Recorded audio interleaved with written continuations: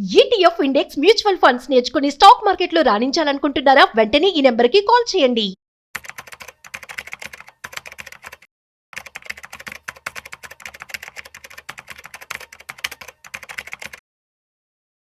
నమస్తే, welcome to Suman TV. నేను దేశ్రీ. Present మనతో ఉన్నారు stock market analyst Sundar Rama Reddy గారు. ఆయనతో మాట్లాడదాం. నమస్తే అండి, వెల్కమ్ టు అవర్ స్టూడియో. నమస్తే సార్, ఇప్పుడు యాపిల్ డివైస్లన్నీ ఇండియాలో తయారైతూ ఉంటే దాని ప్రొడక్షన్ కాస్ట్ అమెరికాతో చూసుకుంటే చాలా తక్కువ. కానీ ఇప్పుడు ట్రంప్ ఏ విధంగా బిహేవ్ చేస్తున్నాడో ఇండియాతో మనకు తెలిసిందే. సో ఒకవేళ యాపిల్ డివైస్ ప్రొడక్షన్ అమెరికాకు వెళ్ళే ఛాన్సెస్ ఉన్నాయా? వెళ్తే ఏంటి పరిస్థితి? డివైస్ల కాస్ట్, ప్రొడక్షన్ కాస్ట్ పెరిగే ఛాన్స్ ఉందా? ప్రెసెంట్ సిచ్యువేషన్ ఎట్లా చూస్తారు?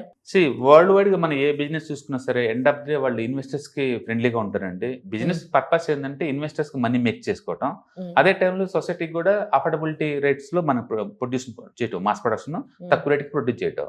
అంటే ఒక కంపెనీ ఉందంటే అది ఎంప్లాయీస్ పరంగా మంచి శాలరీస్ ఇస్తూ ఎంప్లాయీస్ని హ్యాపీగా ఉంచాలి, అండ్ వెండర్స్ కి మంచి బిజినెస్ ఇస్తూ ఉండాలి, డిస్ట్రిబ్యూటర్స్ కి మంచి కమిషన్ ఇస్తూ ఉండాలి, ఇన్వెస్టర్స్ కి మంచి లాభాలు సంపాదిస్తూ ఉండాలి, గవర్నమెంట్ కి మంచిగా ట్యాక్సెస్ పే చేస్తూ ఉండాలి, సొసైటీకి ఎంతకంత బ్యాక్ ఇస్తూ ఉండాలి. ఇది మంచి కంపెనీ యొక్క లక్షణాలు. ఓకే, అందుకని కంపెనీ వాళ్ళు వీటన్నిటిలో కల్లా మేజర్ గా దేనికల్లా ఫోకస్ చేస్తారంటే డెఫినెట్ గా అందులో ఇన్వెస్ట్ చేసిన ఇన్వెస్టర్స్ కి ఎంతకంత టేబుల్ మీద మనీ ఉంచడం. అంటే ప్రాఫిట్ మేజర్ క్రైటీరియా. మిగతా సెగ్మెంట్స్ ఎన్నున్నా సరే ఎండ్ ఆఫ్ ది డే ఒక బిజినెస్ పర్పస్ ఏంది అంటే ప్రాఫిట్ మేక్ చేయటం, దాన్ని నమ్ముకొని ఉన్న ఇన్వెస్టర్స్ కి ఎంతకంత డబ్బులు బ్యాక్ పే చేయటం, అంతే కదా.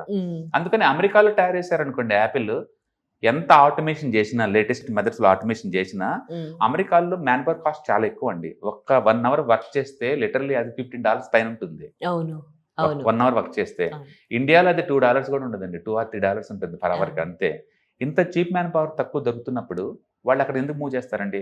యాక్చువల్గా మనతో పోల్చుకుంటే చైనాలో దట్టి చీప్ తయారయ్యేది. కానీ చైనా వన్ ప్లస్ పాలసీ అని చెప్పేసి చైనాతో కోవిడ్ అప్పుడు వచ్చిన సప్లై చైన్ నెట్వర్క్ డిస్టర్బెన్స్ వల్ల వాళ్ళు చైనా దాటి కొంత ప్రొడక్ట్ని ఇండియాకి మూవ్ చేస్తున్నారు. ఇప్పుడు ట్రంప్ 25% టారిఫ్ వేస్తాం, మీరు నా అదర్దంది అమెరికాలో తయారు చేసిన ప్రొడక్ట్స్ ఏదైనా ఉంటే అమెరికాలో కనుక అమ్మితే మీకు 25% టారిఫ్ మీరు పే చేయాల్సి ఉంటుంది అంటున్నారు. అమెరికన్ మార్కెట్ ఎంత అండి? 30 crore పాపులేషన్. దాన్ని వదిలేస్తే ప్రపంచం చాలా పెద్దది. అందుకని యాపిల్కి అమెరికా ఒకటే కాదండి, అమెరికా మినహాయించి బోల్డ్ మార్కెట్స్ ఉన్నాయి. అందుకని యాపిల్ వాళ్ళు ఖచ్చితంగా తక్కువ రేటుకి మాస్ ప్రొడక్షన్ చేయాలి, అదే టైంలో మ్యాన్ పవర్ చీపర్గా దొరకాలి, టెక్నాలజీ వైజ్ బాగుండాలి, సప్లై చైన్ నెట్వర్క్స్ డిస్టర్బ్ అవ్వకుండా చూసుకోవాలి, అంటే కాంపిటేటివ్ ఎన్వైరన్మెంట్ లో ఉండాలి, అదే టైంలో R&D మీద బేవచ్చంగా కొత్త పాటు లాంచ్ చేస్తూ ఉండాలి. ఇంత టెక్నాలజీ అడ్వాంటేజ్ ఇండియాలో ఉన్నప్పుడు జస్ట్ 25% ట్యాక్స్ చేస్తారు కదా అని చెప్పేసి అమెరికా మూవ్ చేయరండి. వాళ్ళు కావాలంటే అమెరికాలో కావాల్సిన ప్రొడక్ట్స్ ని అమెరికాలో తయారు చేయడానికి ప్లాన్ చేస్తారేమో కానీ తప్ప ఇండియాలో నుంచి టోటల్ మ్యానుఫ్యాక్చరింగ్ ఫెసిలిటీ అక్కడ మూవ్ చేస్తారని అనుకోవట్లేదు. ఇన్ఫాక్ట్ ఇండియాకి డబుల్ చేయబోతున్నారు ప్రొడక్షన్ కెపాసిటీ. ప్రొడక్షన్ కెపాసిటీ ఇండియాలో డబుల్ చేయబోతున్నారండి, డబుల్ చేయబోతున్నారు. అదే విషయం యాపిల్ CEO అమెరికన్ అధ్యక్షుడు చెప్పారు, వాళ్ళు మేము ప్రొడక్షన్ తగ్గట్లేదు, ఇంకా ఎక్స్పాండ్ చేయబోతున్నామని. అందుకని ఏ గవర్నమెంట్ కూడా బెదిరించేసి దాన్ని భయపెట్టో ఒక బిజినెస్ సస్టైనబిలిటీ చేయలేడు.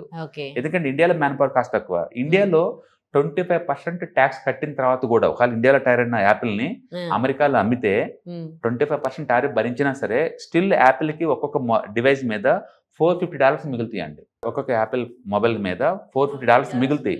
ఏది 25% టారిఫ్ పెట్టినా సరే.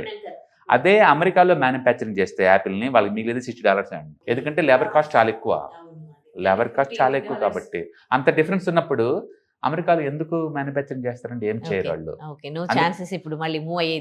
ఛాన్సే లేదు. అందుకని వరల్డ్ వైడ్ గా ఏ కంపెనీ అయినా సరే ఎక్కడైతే చీప్ మ్యాన్ పవర్ దొరుకుతుందో, ఎక్కడైతే టెక్నాలజీ కాంపిటెన్సీ ఉంటుందో, ఎక్కడైతే R&D ఉంటుందో, ఎక్కడైతే గవర్నమెంట్ సపోర్ట్ దొరుకుతుందో, ఎక్కడైతే ఇన్నోవేషన్ ఉందో అక్కడ మూవ్ అవుతా ఉంటాయి.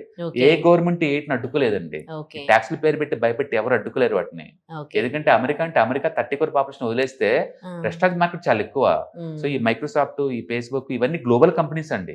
పేరుకి అమెరికాలో రిజిస్టర్ అయ్యి అమెరికన్ కంపెనీ లాగా ఉన్నా ఎండ్ ఆఫ్ ది డే వాళ్ళ ఇన్వెస్టర్స్ వరల్డ్ వైడ్ గా ఉన్నారు కదా. అందుకని వీళ్ళు బెదిరిస్తున్నంత మాత్రాన్ని అక్కడ ఏమి ఉండరండి. అండ్ వరల్డ్ వైడ్ రన్ అవుతా ఉంటాయి. ఇన్ఫాక్ట్ ఇండియాలో కూడా డబుల్ చేయబోతున్నారు. ఇప్పుడు యాపిల్ డివైస్ లాగా ఉన్న అదర్ కంపెనీస్ ఏంటి ఇండియాలో ఇట్లాంటి ఇష్యూస్? చాలా ఉన్నాయండి. అంటే అమెరికా అంటే ప్రస్తుతానికి అమెరికా వాళ్ళు బెదిరిస్తున్నారు. But end of the A country వాళ్ళైనా సరే వాళ్ళ కంట్రీలో మ్యానుఫ్యాక్చరింగ్ ఉంటే బాగుండాలని కోరుకోవడంలో తప్పేం లేదు. అవును, బట్ అదే టైంలో పర్టికులర్ ఆ కంట్రీలో చేస్తే నీకు ఇంత ట్యాక్స్ చేస్తాం అంత ట్యాక్స్ చేస్తామని ఈ టైప్ టాక్టిక్స్ కరెక్ట్ కాదు. షార్ట్ టర్మ్ లో వర్కౌట్ అవుతాయేమో కానీ లాంగ్ టర్మ్ లో వర్కౌట్ అవ్వదు. లాంగ్ టర్మ్ వర్కౌట్ అవ్వదు. ఇప్పుడు ఇండియాలో అన్ని రకాల గ్లోబల్ ఫార్చ్యూన్ 500 కంపెనీస్ లో ఆల్మోస్ట్ 400 కంపెనీస్ ఇండియాలో ఫుట్ ప్రింట్స్ ఉన్నాయండి. వాళ్ళ కంపెనీస్ ఇక్కడ ఆపరేట్ చేస్తా ఉన్నారు. ఇప్పుడు మైక్రోసాఫ్ట్ చూసుకోండి, సెకండ్ బిగ్గెస్ట్ క్యాంపస్ హైదరాబాద్ లో ఉంది. గూగుల్ చూసుకోండి, అమెరికా తర్వాత బిగ్గెస్ట్ క్యాంపస్ ఇండియాలోనే ఉంది. అట్లా ప్రతి కంపెనీస్ కి ఇక్కడిగా ఉన్నాయి. ఎందుకంటే ఇక్కడ మ్యాన్ పవర్ చాలా చీపర్, చాలా తక్కువ రేటుకి వస్తుంది, ఇన్నోవేషన్ ఉంది అండ్ అందుకని అన్ని ఇక్కడికే మూవ్ అవుతున్నాయి. కాబట్టి లాంగ్ టర్మ్ పాయింట్ ఆఫ్ లో ఈ కాంపిటేటివ్గా ఉండాలి. వరల్డ్ లో నువ్వు కాంపిటేటివ్గా ఉండాలి తప్ప అమెరికాని చూసి కాదండి. వరల్డ్ వైడ్గా వచ్చే కాంపిటీషన్ తట్టుకునేలాగా ఉండాలి. అలా తట్టుకోవాలంటే లో శాలరీస్ ఉండి హై ఇన్నోవేషన్ ఉన్నసాటు ఉండాలి. అమెరికాలో లో వేజెస్ ఉండవండి. అందుకని ఫ్యూచర్ లో ఇన్నోవేషన్ అమెరికా నుంచి వస్తుందంటే అంత ఈజీ ఏం కాదు. కొంతమంది ఈ ట్రంప్ టారిఫ్ తట్టుకోలేక తరలిపోయిన కంపెనీస్ కూడా ఉన్నాయి కదా కొన్ని అంటే అక్కడ లోకల్ మార్కెట్ వరకు చూసుకుంటారు. వాళ్ళు లోకల్ మార్కెట్ అమెరికన్ మార్కెట్ వరకే ఫోకస్ చేస్తారండి. సపోజ్ ఇప్పుడు ఆటోమొబైల్ ఉందనుకోండి, అమెరికా ఇదే ఎక్సలెంట్ మార్కెట్. అమెరికాలో ఒక పర్సన్ కి ఒక లోకల్ 1.2 కార్స్ ఉంటాయి ఆడ అమెరికాలో. ఇండియాలో కాదనమాట. అందుకని అమెరికాలో కారు వినియోగం ఎక్కువ కాబట్టి అక్కడ లోకల్ గా తయారు చేస్తే టారిఫ్ తక్కువ కాబట్టి మేబీ ప్రొడక్షన్ కెపాసిటీ మూవ్ చేసి ఉండొచ్చు. బట్ ఓవర్ నైట్ లోనే అంత ఈజీ కాదండి మూవ్ చేయటం అనేది. మేబీ 4-5 years ప్లానింగ్ అయ్యి ఉండొచ్చు. అందుకని ట్రంప్ ఇప్పుడు బిగించేస్తే మేబీ 5 years తర్వాత మేక్ ఇన్ అమెరికా ప్రొడక్ట్ తయారు అవ్వచ్చు. బట్ స్పాట్లో అయితే తయారు అవ్వవు. అంటే మోర్ ఎవర్ ఇప్పుడు అన్ని కంట్రీ వాళ్ళు కూడా జీరో టాక్సేషన్ మీద నెగోషియేషన్ చేస్తున్నారు. అది కనుక వర్కౌట్ అయింది అనుకోండి, అమెరికా ఇంకా ఖాళీ అయిపోద్ది. అక్కడ ఉన్న అమెరికా మళ్ళీ ఇక్కడికే వస్తాయి. ఎండ్ ఆఫ్ ది డే లో కాస్ట్ ప్రొడ్యూస్ చేయడం అనేది కాన్సెప్ట్ బిజినెస్ లో. అక్కడ మ్యాన్ పవర్ కాస్ట్ ఎక్కువ. అందుకని మ్యాన్ పవర్ కాస్ట్ ఎక్కడ తక్కువ ఉన్నా, టెక్నాలజీ ఇన్నోవేషన్ ఎక్కడ ఉన్నా, ఎక్కడైతే పొలిటికల్ స్టెబిలిటీ ఉంటే, ఎక్కడైతే పెద్ద మార్కెట్ ఉంటుంది అక్కడ మూవ్ అవుద్ది. India, Apple one of the biggest markets అండి. ఇంత లోకల్ పెద్ద మార్కెట్ ఉంచుకొని లో కాస్ట్ ప్రొడ్యూస్ చేసుకుంటూ అంటే బోల్డ్ అంత సప్లై చైన్ నెట్వర్క్ డెవలప్ చేసుకున్న తర్వాత జస్ట్ గవర్నమెంట్ వాళ్ళు ట్యాక్స్ చేస్తాను బెదిరించినంత మాత్రం మూవ్ చేయరండి. అందుకని అమెరికాకి ఒక్కటే కదా యాపిల్కి, అన్ని రకాల కంట్రీస్ చాలా ఉన్నాయి కాబట్టి ఏం మూవ్ అవ్వండి. అదొకటే కాదు, రీసెంట్ గా అండ్ మన పైన ట్యాక్స్ కూడా వేసారు. అంటే అమెరికా నుంచి ఇండియాకు 1 lakh పంపించిన 5,000 ట్యాక్స్. అది రెమిటెన్స్ ట్యాక్స్ చేస్తున్నారండి. అది వాళ్ళ ఇష్టం. ఎందుకంటే అక్కడ అమెరికాలో నుంచి వచ్చే వాటికి అది పడుతుంది. అందుకే అటు నుంచి రానికుండా బయట పోవాలని చూస్తున్నారు. బట్ వేరే కంట్రీస్లో అలాంటి రిస్ట్రిక్షన్స్ ఏం లేవు. ఓన్లీ అమెరికా వాళ్ళే అలా పెడుతున్నారు. అది కూడా ఎంత వర్క్ అవుతుందో మనకు తెలియదు. ఎందుకంటే అక్కడైనా ప్రధానికి ఏంటంటే పార్లమెంట్ అప్రూవల్స్ ఇంపార్టెంట్ అనమాట. ప్రెసిడెంట్ సైన్ పెట్టినందుకు మాత్రం వర్కౌట్ అవ్వదు. కాబట్టి పార్లమెంట్ అప్రూవల్స్ రావాలి, ఈ లోపు కోర్టుకి వెళ్తారు. అంతేందుకు హార్వర్డ్ యూనివర్సిటీ వాళ్ళు ఇంటర్నేషనల్ స్టూడెంట్స్ అందరూ బ్యాన్ చేశారు. సస్టైన్ అవుతుంది అంటే లేదండి, చివరికి హార్వర్డ్ వాళ్ళు ఇండియాకి వస్తారు. End of the day funding అంతా స్టూడెంట్స్ పే చేస్తారు. ఫండింగ్ లేనప్పుడు గవర్నమెంట్ ఫండింగ్ ఇవ్వకుండా, స్టూడెంట్ ఫండింగ్ ఇవ్వకుండా ఎవరు ఉంటారండి అక్కడ? ఇప్పటికే ఇండియాలో యూజీసీ వాళ్ళు 5 ఇంటర్నేషనల్ యూనివర్సిటీలకు పర్మిషన్ ఇచ్చారు ఇండియాలో లాంచ్ చేసుకోమని. నాకు తెలిసి వితిన్ 5 years కల్లా 200 యూనివర్సిటీలు వస్తాయి ఇండియాకి. అంటే కెనడాలో బెస్ట్ యూనివర్సిటీలు, అమెరికాలో బెస్ట్ యూనివర్సిటీలు, అన్ని కంట్రీలో ఉన్న బెస్ట్ యూనివర్సిటీలు, లండన్లో ఉన్న బెస్ట్ యూనివర్సిటీలు అన్ని కూడా ఇండియాకి వచ్చేస్తుంది. ఇక్కడ నుంచి ఆపరేట్ చేస్తారు. వాళ్ళకి మనీ కావాలి, ఇన్నోవేషన్ కావాలి, మ్యాన్ పవర్ కావాలి, అవన్నీ ఇండియాలో ఉన్నాయి. అందుకని మనం అక్కడ పోవాల్సిన పని లేదండి, వాళ్ళే ఇక్కడికి వస్తారు. ఇవన్నీ మనకి ప్లస్ అవుతున్నాయి ట్రంప్ తీసుకునే డెసిషన్స్ అన్ని. ఏదన్నా ప్లస్ ఉంటుందండి అది. ఎందుకంటే end of the day government వాళ్ళు బెటర్ ఎన్విరాన్మెంట్ క్రియేట్ చేసి అట్రాక్ట్ చేయాలి తప్ప నువ్వు బెదిరించి చేయలేవు ఆ పని అంటుంది. అది బెదిరించి చేయలేరు అది. ఎందుకంటే ఒక హార్వర్డ్ లోని ఇండియన్ స్టూడెంట్స్ 40,000 మెంబర్స్ అవుతున్నారు. ఇంటర్నేషనల్ లెవెల్లో ఆల్మోస్ట్ 1.4 lakh ఇంటర్నేషనల్ స్టూడెంట్స్ ఉన్నారు ప్రయాణం. అంతమంది ఉన్నప్పుడు నువ్వు వాడిని బ్యాన్ చేసి ఏం చేయగలుగుతావు? అటు ఫండింగ్ కూడా గవర్నమెంట్ కట్ చేసింది. మరి ఫండింగ్ లేకుండా దీని లేకుండా ఎలా ఉంటుంది అది?